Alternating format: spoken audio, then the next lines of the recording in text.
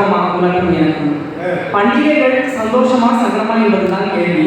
இந்த கடைசியில பேசுறவங்களுக்கு வந்து நார்மலாவே ஒரு 2 பிரச்சனை இருக்கும். என்ன அப்படின்னா, நம்ம எடுத்து வச்சிருக்க பாயிண்ட்லாம் ஆல்ரெடி பேசிடுவாங்க. இன்னும் கூட முன்னாடி பேசுறவங்க எல்லாருக்கும் பதில் சொல்லிட்டு தான் ஆரம்பிக்கணும். நான் வச்சிருந்த பாயிண்ட்லேயே சொல்லிட்டாங்க. அதுதான் பிரச்சனை. இப்போ அவங்க எல்லாம் லைனா பேசுறவங்களுக்கு பதில் சொல்றாங்க. முதல்ல பேராசிரியர் வந்தாங்க. வந்து முதல்ல என்ன சொன்னாங்கன்னா வந்து நாங்களாம் வந்து கண்ணை கட்டிட்டு பேசுறோம் அப்படின்னு சொன்னாங்க. ஆமாம் நடுவர் அவர்களே, நம்ம உண்மையாக கண்ணை கட்டி கொண்டு தான் பேசுகிறோம். ஏன் என்று சொன்னால் அங்கே நீதி தேவதையும் அங்கே கண்ணை கொட்டுதான் அந்த தராசை ஏற்றுக்கொண்டிருக்கிறார். ஏன் என்று சொன்னால் எந்த காரணமும் பார்க்காம நாங்கள் உண்மை அப்படியே பேசுவோம். அதனால கண்ணை கட்டி தான் பேசுவோம். அப்புறம் சொன்னாங்க இதுக்கு இப்படி ஒரு அர்த்தம் இருக்குல்ல. ஆமாம் நடுவர்களே, நல்லா ஆராய்ச்சி பண்ணுவீங்க. அப்புறம் வந்து சொன்னாங்க கல்யாணம் இருக்கு, காப்பு இருக்கு, தீபாவளி இருக்கு, மாமியார் செய்யும் மருத்துவம் செய்யும், எல்லாம் செய்யலாம். மனிதனாக பிறந்தால் உறவு என்பது முக்கியம், பண்டிகைகள் என்பது முக்கியம். அதுக்காக நம்ம வாழ்க்கையே போயிடுமா என் உறவுகள் வேணாம் சொல்றாங்க. எனக்கு புரியல அவர்களே. அப்புறம் சொன்னாங்க பண்டிகை வந்தாலே நம்ம கடை வாங்கி தான் வந்து அவங்க செலவு பண்றோம் அப்படின்றாங்க. எனக்கு புரியல. அப்படின்னா நாட்டில் மனுஷங்க ஆம்பளைங்க வேலைக்கே போகலையா? பண்டிகை வரும்பொழுது கடன் வாங்கி தான் அவங்க செலவு பண்றவங்களுக்கு அப்படி வேலையை சம்பாதிக்காம இருக்காங்க. இதுவும் எனக்கு புரியல. அதுக்கப்புறம் திருப்பி சொன்னாங்க சம்பாதிக்கிறதெல்லாம் எங்க பண்றீங்க, என்ன பண்றீங்க, சேர்த்து வைங்க, பண்டிகை கொண்டாடுங்க. அதான் நாங்க சொல்றோம், கடன் வாங்கி செலவு பண்றோம் அப்படின்றாங்க. அப்புறம் சொல்றாங்க சாதியினுடைய வெளிப்பாடாகத்தான் வந்து பண்டிகை அமைகிறது அப்படின்னு சொல்றாங்க. எனக்கு அது புரியவில்லை. எத்தனை ஆண்டு காலமாக தமிழர்கள் சமத்துவ பொங்கல் என்று ஒன்று கொண்டாடி கொண்டிருக்கிறார்கள். எனக்கு என்ன காரணம்? சாதி மதம் இனம் வேறுபாடு எதுவுமே இல்லாம சமத்துவத்தோடு எல்லோரும் சேர்ந்து கொண்டாட வேண்டும் என்றதுதானே அதனுடைய தாற்பயம். அதுக்கு பதில் அப்புறம் நீங்க ஐயா சொன்னீங்க மாதிரி கும்பமேளாவில் வந்து அது ஒரு பண்டிகை இருந்தது. நாங்கள் 66 கோடி மக்கள்ல நானும் ஒருவனாக அங்கே சென்று புனித நீராடி இருக்கிறேன் என்று சொன்னால் அங்க எனக்கு அந்த பண்டிகை என்பது எனக்கு சந்தோஷம் தரவில்லையா? அதுக்கப்புறம் இல்ல ஆமாங்க, பிரயாகராஜ் போய் நான் கும்பமேளாவில் கலந்து கொண்டு புனித நீராடி. சில பேர் என்ன பண்ணுவாங்க, இங்க இருக்க ஒரு அம்மாவுக்கு கணவர் வந்து வெளிநாட்டில் இருக்கிறாங்க. இந்த அம்மா வீடியோ காலில் கொண்டு வந்து அவர் வர முடியாது இல்லை, செல்போன் அந்த வீடியோ காமிச்சுக்கிட்டே தண்ணியில் அப்படியே செல்லை கொட்டி எடுக்கிறது. அப்படி ஒன்றும் பண்ணலையே. அப்படிங்கிற பண்ணலையே. நான் பிரயாகராஜ் சென்ற அந்த திருவேணி சங்கத்தை நான் அந்த புனித நீராடி. அது தெரியுது, முகத்திலே அது தெரியுது. அதுக்கப்புறம் பாரத் இருந்தாரு. அவர் வந்து குடிபோதைகள் சீரழினாங்க அப்படின்னு சொன்னாரு. நான் கேட்கிறேன், பண்டிகை நாள் அன்று மட்டுமா எல்லாரும் போய் குடிபோதைகளை சீரழிக்கலாம்? குடிபோதைகளில் பழக்கப்பட்டவர்கள் எல்லா வருஷமும் சீரழிக்கலாம். அதை நீங்கள் பண்டிகை மீது அவங்க குற்றம் சுமத்தக்கூடாது. அப்புறம் சொன்னாரு கேலண்டர்ல வந்து அந்த நான் லீவ் நாள்லாம் வந்து என்னமோ சிவப்பு கலர்ல இருக்கு அப்படின்னு சொன்னாரு. அது வந்து அபாயகத்தினுடைய வெளிப்பாடு சொன்னாரு. உண்மையிலேயே அது அபாயகத்தினுடைய வெளிப்பாடு இல்லை, மனிதனுடைய உணர்வு மனிதனுடைய ரத்தத்தோடு கலந்துதான் பண்டிகையை வெளிப்படுத்துவதற்காக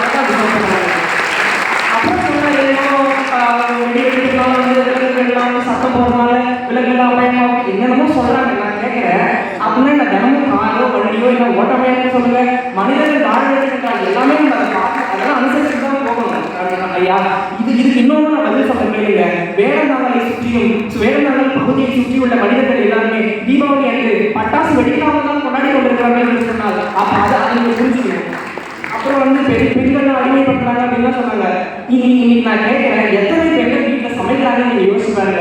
ஸ்விக்கி ஜொமேட்டோ வந்த ஆப்லாம் வந்த பிறகு எத்தனை பெண்கள் இந்த வீட்டில் சமைக்க சொல்லுங்க.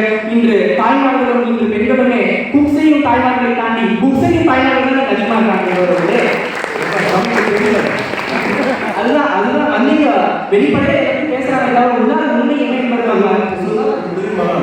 நிறைய வீட்டில் ஆளுநர் சமைக்கிறாங்க. உண்மை உண்மை சமைக்க தெரியுமா தம்பி? ஐயா இப்பயே அதெல்லாம் எங்கள் அம்மா பழக்கப்படுத்திட்டாங்க. அப்போ குக் பண்ண வேண்டிய தேவை இருக்காது. நீங்களே குக் பண்ணிடலாம். அது பண்டிகைகள் எதற்கு அப்படின்னு நம்ம முதல்ல தெரிஞ்சுக்கணும். நம்மை போன்ற இங்கே எல்லாரும் உட்கார்ந்து எல்லாருமே இன்னொரு கிடையாது. எத்தனையோ ஊர்களை தாண்டி நம்மளை போன்ற மாணவர்கள் வந்திருப்பாங்க. எத்தனையோ நாடுகளை தாண்டி எத்தனையோ இளைஞர்கள் போய் அங்கே வேலை செஞ்சுட்டு இருப்பாங்க.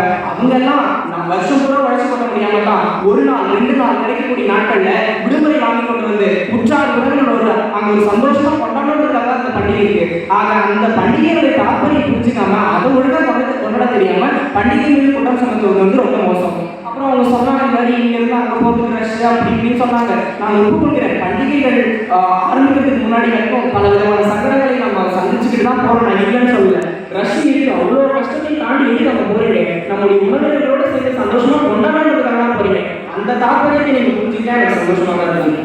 நீங்க யோசிச்சு பாருங்க, ஒவ்வொரு பண்டிகைகளுக்கும் ஒவ்வொரு நம்மளுடைய தலைவர் நம்மளுடைய தலைவர் படம் வரும். நம்ம அதெல்லாம் பார்க்க போறோம் அப்படின்னா அதுக்கான சந்தோஷம் நமக்கு கிடைக்கிறதுக்காக நம்ம போறோம். ஒவ்வொரு பண்டிகை வந்து ஒவ்வொரு படம் வரும்ன்றது சந்தோஷம் நமக்கு. நீங்க யோசிச்சு பாருங்க, ஒவ்வொரு பண்டிகை தாற்பயமே தனியா இருக்கும். ரமலான் பண்டிகை எடுத்துக்கொள்ளுங்க, 30 நாள் வந்து அவங்க அந்த உணவு உண்ணாமல் அவங்க இருந்து நம்மளுடைய உடலில் இருக்கக்கூடிய கழிவுகளை கலர் எல்லாத்தையுமே வந்து எடுத்து மீதி அந்த கடைசி நாள் 30வது நாள்ல வந்து எல்லோருக்கும் உணவு சமைத்து பரிமாறி கொடுக்கும் அந்த சமத்துவத்தை கட்டுறது தான் ரமலான் பண்டிகை. அதே கிறிஸ்துமஸ் பண்டிகை எடுத்துக்கோங்க. கிறிஸ்துமஸ்ல அன்பால் இந்த உலகத்தை கட்டி அமைக்க முடியும் என்பதை இந்த உலகத்தாளர்களுக்கு எடுத்து குறிப்பதற்காக தான் அந்த கிறிஸ்துமஸ் பண்டிகை. இப்படி ஒவ்வொரு பண்டிகையும் ஒவ்வொரு தாற்பயத்தை சொல்லும்போது அதெல்லாம் சங்கடத்தை கொடுத்து எப்படி நம்ம சொல்ல வராங்கன்னு எனக்கு தெரியல. அதே தீபாவளி எடுத்துக்கோங்களேன். தீபாவளி அன்னைக்கு தீபாவளி வருது அப்படின்னாலே ஒரு வாரத்துக்கு முன்னாடி பாதாள சுவாதம் எடுக்க ஆரம்பிச்சிருவாங்க. அப்படி நாங்களாம் இருக்கும்போது நாங்களும் போய் அவங்கெல்லாம் ஹெல்ப் பண்ணுவோம். அந்த அன்னைக்கு காலையில் எழுந்திரிச்சு எண்ணெய் தேடி குளித்துவிட்டு புது ஆடையெல்லாம் அணிஞ்சிட்டு அந்த பட்டாசு வெடிக்க அந்த பட்டாசு வெடிக்கிறதுக்கு முன்னாடி நாள் லைட்ல இருந்து ஏங்குவோம் நாங்களாம். இப்படியெல்லாம் அவ்வளவு சந்தோஷம் கொடுக்கக்கூடிய அந்த பண்டிகை என்று இவங்களுடைய பண்டிகை இது வந்து எவ்வளவு சந்தோஷம். ஆனா இவங்களுடைய சங்கடம் என்ன தெரியுமா? நாங்க வந்து புஷ்பானத்தை கை விடுவோம், சங்கர சக்கரத்தை கால் விடுவோம், எங்கேயோ போற தாக்கத்துக்கு வீட்டு விடுவோம்னு பார்த்தா இவங்களுடைய நிறைய. அதனாலதான் இவங்க சங்கடம் அப்படின்னு சொல்றாங்க. உண்மையிலேயே ஒவ்வொரு பண்டிகையும் நமக்கு சந்தோஷத்தை தான் தரும்.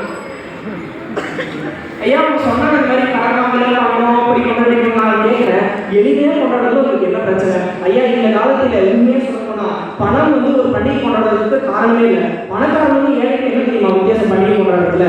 பணக்காரன் தன் சொத்தை நம்பிக்கையாக வைத்து பண்டிகை கொண்டாடுவான், ஏழை சொத்தையே நம்பிக்கையாக வைத்து பண்டிகை கொண்டாடுவான். அவ்வளவுதான் சார் வித்தியாசம்.